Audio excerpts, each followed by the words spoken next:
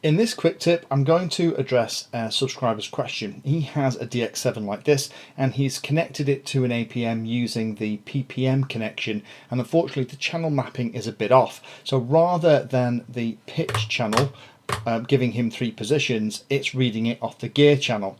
And in response to his question, I told him that all he needs to do, set up a mix or two so that the pitch channel, the 3 position switch values, were copied onto the gear channel, and that would get him out of his pickle.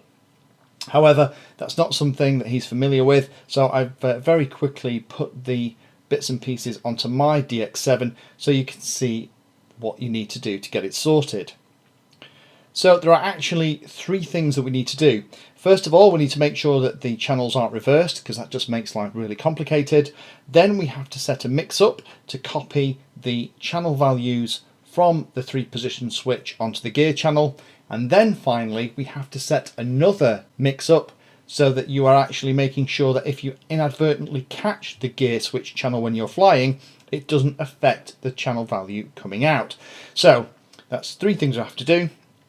Make sure we haven't got any reversing, make sure that the value of the 3 position switch is being copied to the gear channel, and make sure that the gear switch doesn't do anything to the gear channel so that that can't mess it up. So let's have a look at that. First thing we need to do is, let me just demo this for you.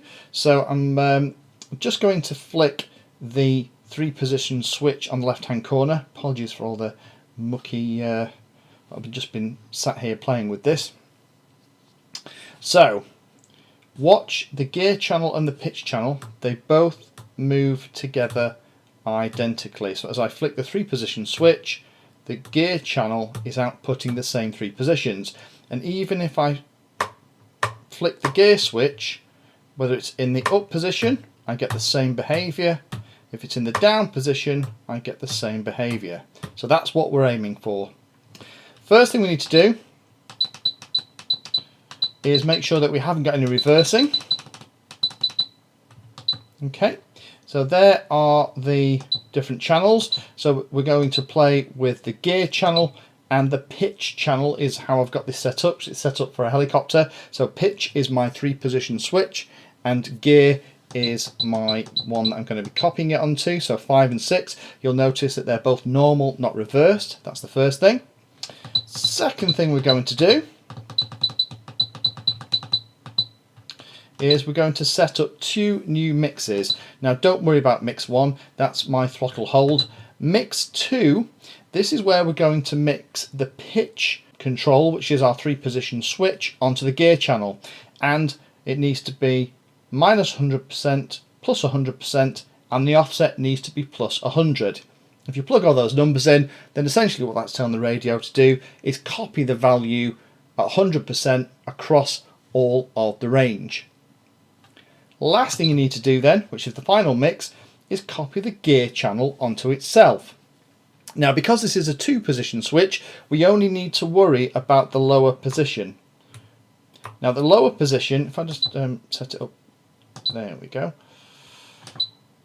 If I move the switch, we are only taking away 100% of the channel value when it changes, because normally the low end of the gear position switch, or when it's in position 1, would give us a value. And what we're doing here is say no, mix the gear channel onto itself and take away 100% of any value that we're putting in. The offset again is plus 100 to keep it in step. So if you have those 2 mixes, first one is pitch to gear, minus 100, plus 100 and plus 100.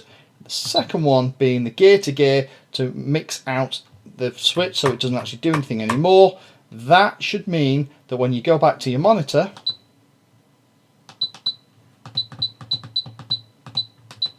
you will see that gear is now putting out the same values as the 3 position switch, and that should save your bacon if you're using PPM with the APM and you don't have a way to move the channels around like on this Dx7. Hopefully that makes sense. Thanks for watching. Please like, subscribe, and happy flying.